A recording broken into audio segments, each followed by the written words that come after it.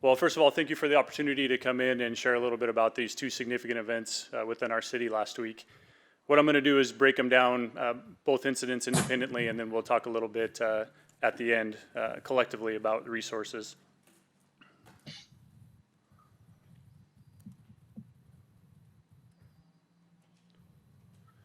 So the first incident took place on Wednesday, April 28th, right around 12 o'clock, just after 12 o'clock. Initial dispatch was a large tree on fire on the west side of State Route 240. Thanks, Mike.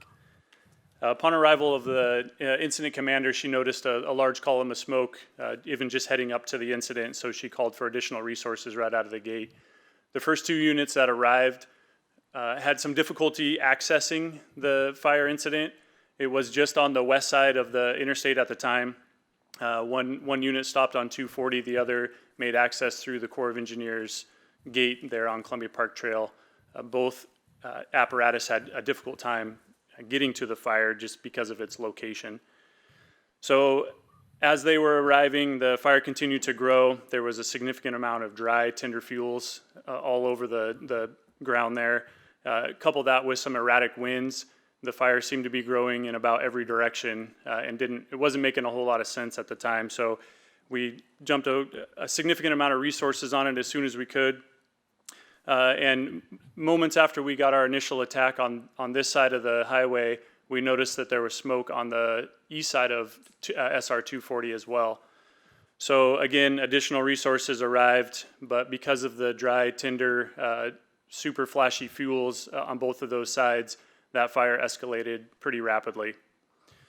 So we were able to contain the fire between the Yakima River and the Tri-City Railroad. It was all Army Corps of Engineers land. The fire is still under investigation. However, the preliminary reports, it does appear to be human caused at this time. So this fire, we did have one Richland firefighter be transported to the hospital with dehydration and elevated CO levels. He was released later that night and sent home and relieved of duty. He's back to work and doing just fine. Here's a map from our investigator, just kind of outlining where they believe the fire originated. There was a homeless camp set up with the X there, where they found multiple cook stoves, a fire pit, a tent, mattress, chairs, and a deceased cat. And then both of the red arrows are pointing to the start, both starts. So there is a culvert that runs underneath the freeway. It didn't appear that the fire ran through the culvert and started the fire on the other side. So they're still trying to determine if it was a spotting fire or if they were two separate fire starts independently of each other. So here's just a different view, an aerial view of where both of those fires were started on either side of SR 240. Another aerial view looking north into the city. Again, very, very difficult terrain to get to. A lot of this land down here is actually marsh. We had firefighters knee-high, almost waist-high at times, trying to get access into this. But there was a large amount of dry fuels that was sitting on top of this wetland, and it burned very, very rapidly. And then this picture looking south.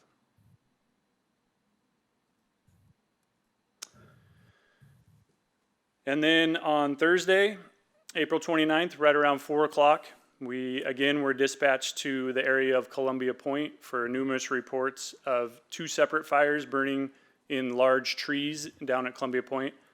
Upon arrival of the first arriving unit, they confirmed that, asked for additional resources again, and by the time they made access into Columbia Point, there were actually 3 additional fire starts in that area that did not look related to the 2 initial starts. What we're thinking is around 150 acres burned right now.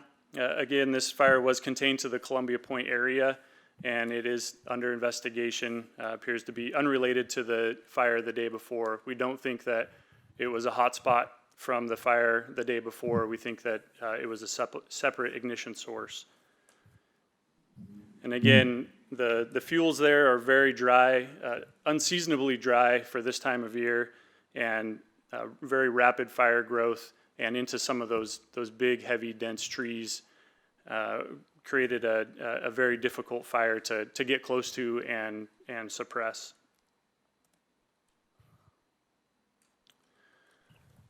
So the two circles there on the screen are the initial two fires that were called in to 911, and that's what was burning upon arrival of our first arriving units. The X's there are 3 additional starts as our units were arriving. So it was noted, I'm sorry, it was the 3 yellow circles. It was noted numerous people were exiting that area, both people look like using it for recreation, bikers, hikers, and also a handful of homeless individuals were fleeing that area as the fires were burning. So here's some photos of that. Looking down the Yakima River. As you can see, very difficult fire to fight given the significant amount of overgrowth and undergrowth in these locations.